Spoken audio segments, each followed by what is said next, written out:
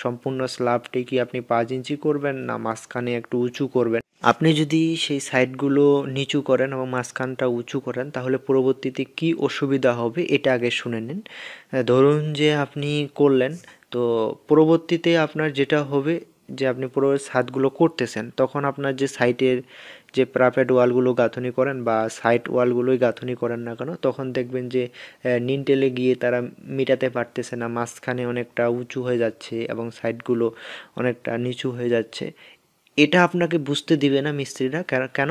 কারণ তারা সেই সিমেন্ট দিয়ে সেই ওয়াটার লেভেলটা করে নেবে, সিমেন্টের থিকনেস বা পুরুত্ব বেড়ে দিবে, যেখানে আপনার হাফ ইঞ্চির থেকে বেশি দেওয়া যাবে না, কিন্তু তারা সেখানে 1 ইঞ্চি বা 2 ইঞ্চি করে বাড়তে বাড়তে আপনার সেই লেভেল পর্যন্ত মাঝখানের লেভেল এবং সাইড লেভেল করে নেবে ওয়াটার লেভেল করে, কিন্তু আপনি সেটা বুঝতে পারবেন না। কিন্তু আমরা যদি গাঁথনির ভিডিও আমার আপলোড করা হয়েছে, সেই গাঁথনের ভিডিওটা যদি আপনি দেখে থাকেন যে একটা ইট থেকে ইটের জোড়ার মধ্যে সর্বনিম্ন প্রায় হাফ ইঞ্চি থাকতে হবে এবং এর বেশি হওয়া যাবে না। এটা একটা ভুল। এবার যদি আমি পরের আরেকটি ভুল দেখি, ধরুন আপনি করছেন তখন আপনার টাইলস লাগাতে হবে, তখন দেখবেন যে টাইলসের সেখানে আপনি কি সেই স্থানটাতে টাইলসের সেই স্থানটাতে আবার বেশি মশলা দিয়ে দিবেন, এটা একটা অসুবিধা হবে, সেখানে আপনার অনেকটা খরচ বেড়ে গেল।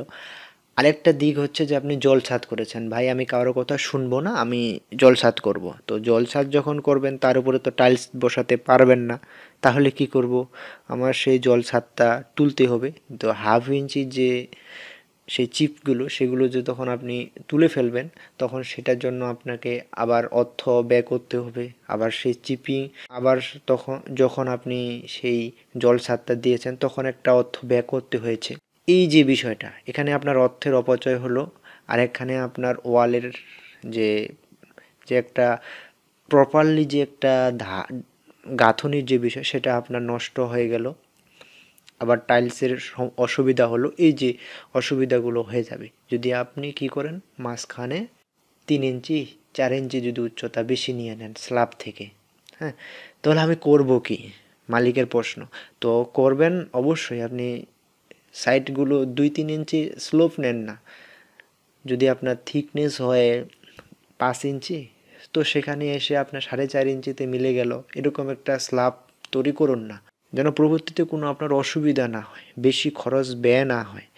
একটা স্ল্যাব প্রায় 200 স্কোয়ার ফিট 1400 স্কোয়ার ফিট, এখন যদি অনেকটা ঢালু থেকে যায় সেখানে আপনার অনেক মশলা চলে যাবে, পরবর্তীতে আপনার টাইলস লাগাতে গাঁথনি করতে, আপনি জল ছাদ করেছেন সেটা তুলতে বা সেটাতে ভাইব্রেটর হবে, একটা আপনার বিল্ডিংয়ের কম্পন হবে যে মেশিন দিয়ে আপনি সেই জল ছাদটা